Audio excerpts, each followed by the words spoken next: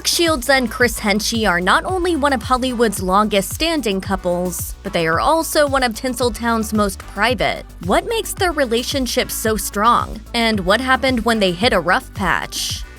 Brooke Shields was previously married to tennis star Andre Agassi before she met Chris Henchy. Her relationship with Agassi officially dissolved in 1999. According to an excerpt from Shields' book, Down Came the Rain: My Journey Through Postpartum Depression, she met Henchy later that same year, thanks to her American bulldog Darla. The young pup wandered off on the Warner Brothers lot where she was shooting Suddenly Susan, only for Henchy, who was also writing for a show there, to bring her back. Henchy made a strong impression on Shields instantly. Over the next few weeks, they further connected as friends through a show she was hosting in Washington, D.C. that Henchy wrote. Shields appreciated how thoughtful and funny he was. While she wasn't in a place to date, given that she was recently divorced, she noted in her book, "There was something between us that I could no longer ignore."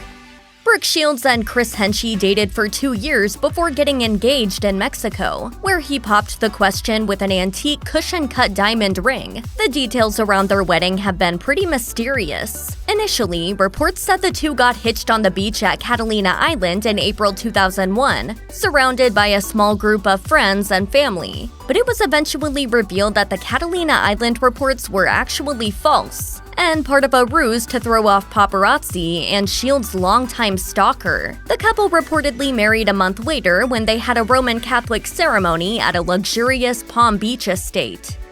According to Brooke Shields' book, the couple learned that surgery she had on her cervix to remove precancerous cells a few years prior resulted in scarring that affected her ability to conceive. After trying artificial insemination, the couple moved on to IVF treatments. While Shields admitted that the process was incredibly difficult, it ended in a success story. According to an interview with Fertility Today, the couple's last IVF cycle was the one that worked, and their first daughter, Rowan Frances, was born on May 15, 2003 in New York. The baby's middle name, Frances, was chosen in honor of Shields' father, who passed away from prostate cancer 3 weeks before her birth. 3 years later, the couple welcomed their second daughter, Grier Hammond, in Los Angeles on April 18, 2006. Grier was conceived naturally, which was a happy surprise for the family.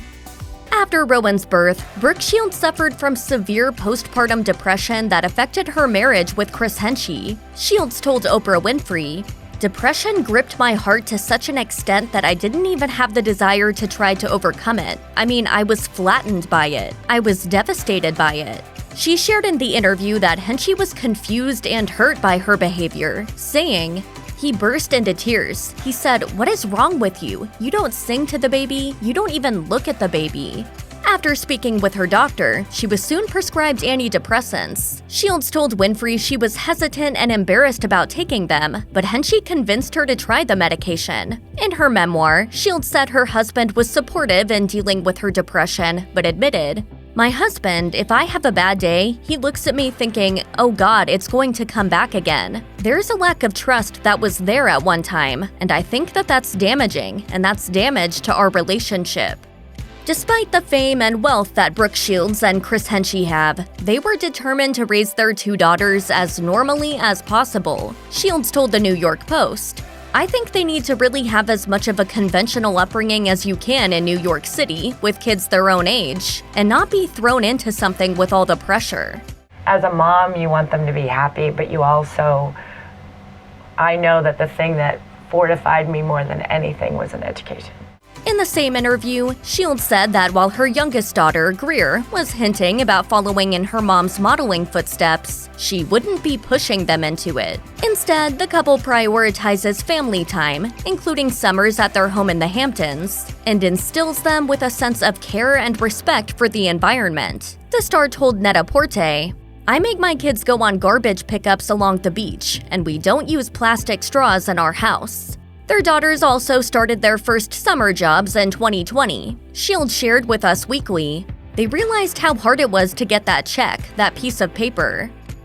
After being married for almost 2 decades, Brooke Shields and Chris Henchy know that marriage takes work. Shields revealed that she and Henchy have date nights to keep their union strong, telling NBC, I was like, please, let's just go have coffee out on the porch. He got the paper and we went and sat out and he had his glasses. I said, look at us, Grandpa. It maybe lasted 45 minutes before life came back at us. It's clear that Shields and Henchy love being around each other, as the actress gushed to Good Housekeeping.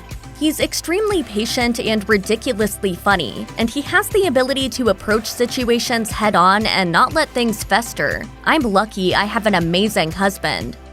In 2021, Brooke Shields and Chris Henchy dropped off their oldest daughter, Rowan, at college for the first time, as she's attending Westlake University. Of the occasion, Shields wrote on Instagram, "My unique and extraordinary baby girl spreading her wings. I love you so. We are so proud of you." If you've done it right, they don't look back. Now, Shields and Henchy are spending more time on the East Coast. However, their teenage daughter Grier is still at home, and she doesn't mind stealing from her mom's closet. As Shields told People, "If I want to know where anything good that I have is and I can't find it in my closet, I know exactly where to find it."